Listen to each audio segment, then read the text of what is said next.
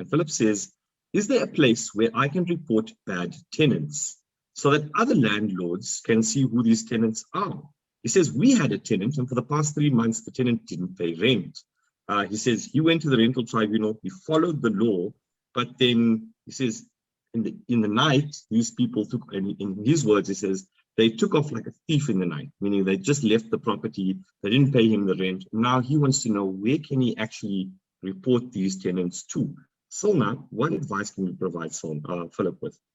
I am so happy you asked this question, Philip, because I think if for me in the property industry, especially rental side of things, it's a very obvious answer.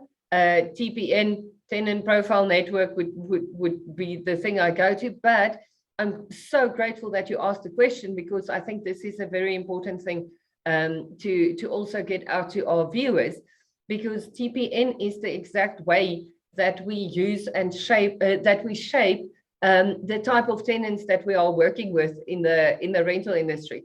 So TPN, tenant profile network, is a credit bureau specifically collecting rental tenant behavior data.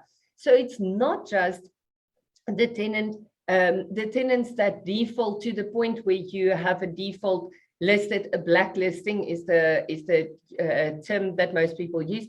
It's not just for that. They have a payment profile recording system. So you record the tenant's payment profile data. So every month, if your tenant pays on time, within the allowed period of time, in full and in time, you record it as such. If your tenant paid in 7 days, they call it a grace period payment. Guys, please remember, in law, there isn't a legal grace period. They just mean in 7 days. So it's not the guy that waits until the end of the month, or the guys that did not pay or partially paid. So you update your tenant's payment profile on a monthly basis.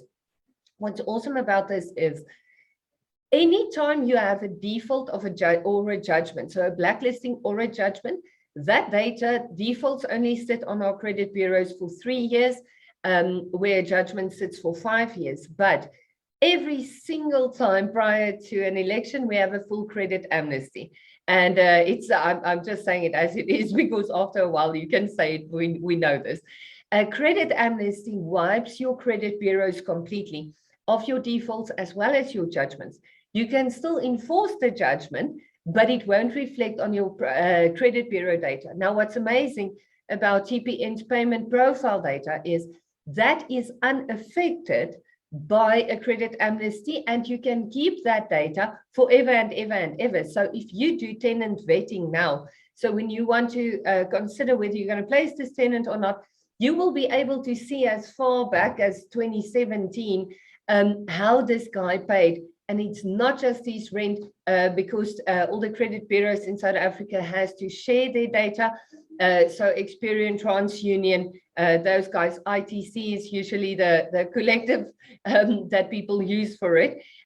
All our credit bureaus share data across, and you will be able to see not just how he pays his Edgar's account, but how does he actually pay his rent.